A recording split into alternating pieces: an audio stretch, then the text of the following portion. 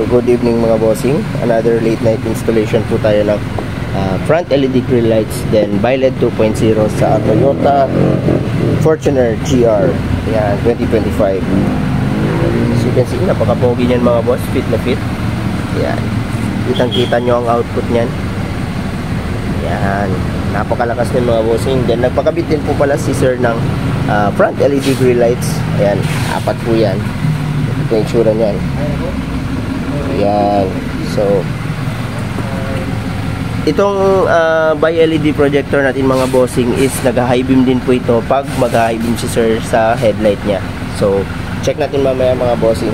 Then ayan, check natin bossing yung high beam niya, high beam feature niya. Ayan.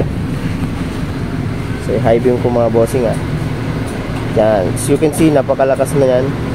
Then yung cut off niya, kitang-kita nyo mga bossing, yung fog lights niya. Ito yung sa headlights niya. Mas malakas talaga si fog lights mga bossing.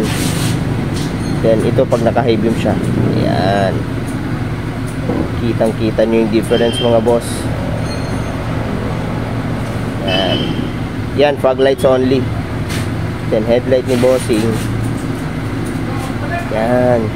Napakalakas niyan mga bossing. So for more inquiries, just visit us here sa Shell Banale. Yan. Dito lang tayo sa Shell mga bossing. Yan. Tapos bossing, naka-ads garage pa oh. Tapos dito kay Andres Auto. Ayan.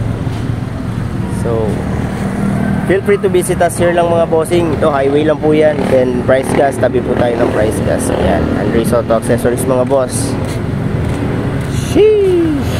Bagong bago Toyota Fortuner GR. Wala pang month ito.